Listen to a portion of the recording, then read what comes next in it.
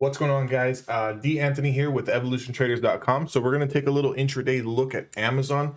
So kind of a mixed bag with Amazon. Amazon's, it's really, it's not up too much today, half a percentage point, only up 16 points on the day. Kind of like a little bit of an organic rest day. We still are in the middle of a channel. So if you're kind of wondering, is Amazon going higher, going lower? It's still too early to tell. So I would not definitely try to force a trade on Amazon.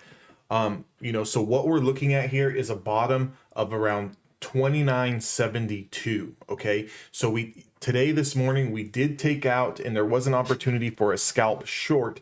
But the way that the market has been acting is, even though we're up about 200 points on the Nasdaq futures, things are still under macro supply. So point being is, we're going to get down to that support, quickly crack it, and then we're going to bounce, and then we're going to come up to that upper level, and it's going to look like we're going higher, and then we're going to come back down. So until we start to clear out some of these macro levels of supply, we really can't sit back and throw on swing trades. You kind of have to just look for those intraday cash flow moves until something really sets up. But what I'm looking at here, big range on Amazon, right? So 29.72 all the way up to 30.89. So about 100-point range that Amazon is sitting on right now. And until we break one of these levels is going to determine whether you should be buying calls, or you should be buying puts, or you should be buying stock or shorting stock. So 29.72 definitely is the lows, as it's broken 3-4 days worth of lows here. So if Amazon does decide to roll over with the market, let's say something happens, and the market does what the market does, right? It's part of the game, and we start selling off below 29.72, I would definitely be interested in taking a short-term day trade where I can kind of cash flow this scalp out to the short side. But if we're looking at the long side right now, we're kind of getting pinned in between the 20 and the 200-day moving average on the 1-hour time frame.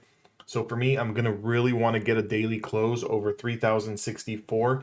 And then even so with that, I'm going to want to clear out 30.89, 30.90 to the long side.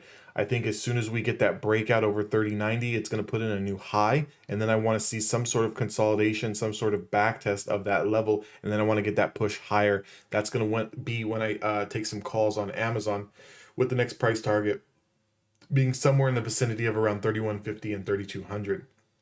I think that's going to be your macro trade to the long side. And I think your macro trade to the downside is a flush and washout through 29.72. Everything else in between is pretty much just noise.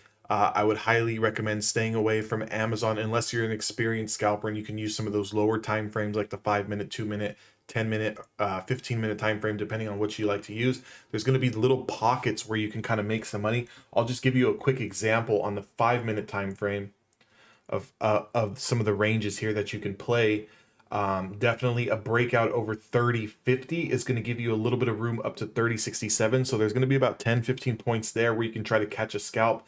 Definitely, if we do lose 30.36, we're going to have a little bit of room down to 30.26. But again, 5-10 point move on Amazon is not much, and it's very, very tricky, and it's very, very risky to take those kind of trades if you're not that experienced, because you can kind of take those trades. It's going to look great. The stock is, you're going to buy puts, stock's going to be going lower, and then at the drop of a dime, it's going to quickly reverse on you, and you're going to be negative in your position.